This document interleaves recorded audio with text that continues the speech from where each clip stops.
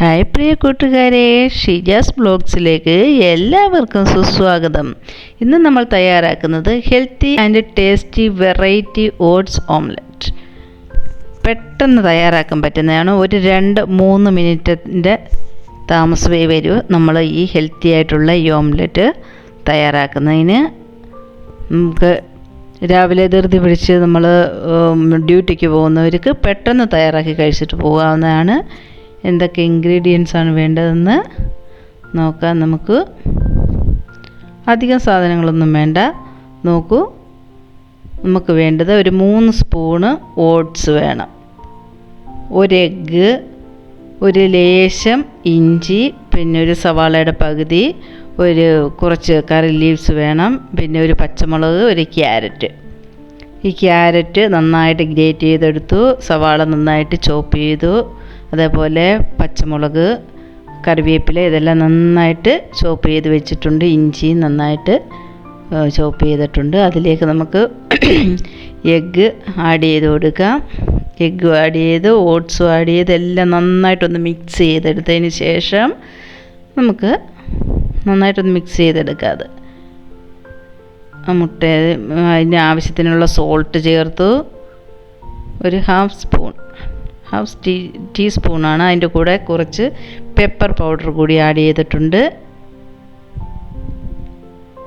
ഇതെല്ലാം കൂടെ ചേർത്ത് നമുക്ക് നന്നായിട്ടൊന്ന് മിക്സ് ചെയ്യാം. അതിലേക്ക് എഗ്ഗ് കൂടി ആഡ് ചെയ്തിട്ട് നമുക്ക് നന്നായിട്ടൊന്ന് മിക്സ് ചെയ്തു.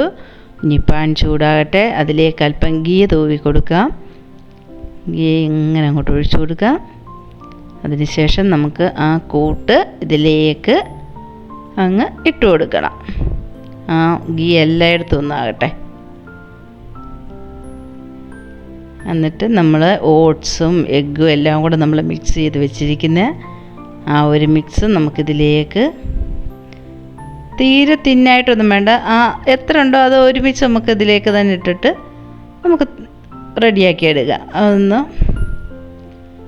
നന്നായി ചൂടായതിന് ശേഷം, ഞാൻ സ്റ്റാൻഡ് വെച്ചിട്ടില്ല കേട്ടോ, കയ്യിലാണ്, എൻ്റെ ഫോണും കയ്യിലാണ്. നമ്മൾ അതിലേക്ക് എല്ലാം ഇട്ട് കൊടുത്തിട്ടുണ്ട്. നമ്മുടെ ഓംലെറ്റിനുള്ള എല്ലാം ആ കൂട്ട് നമ്മുടെ പാനിലേക്ക് ഇട്ട് നല്ല റെഡിയാക്കിയിട്ടുണ്ട്. എന്നിട്ട് ഞാനത് അടച്ച് വെച്ചു. അത് ഒരു സൈഡ് വെന്തതിന് ശേഷം നമ്മൾ അല്പം ബട്ടർ അങ്ങോട്ട് വെച്ച് കൊടുത്തു.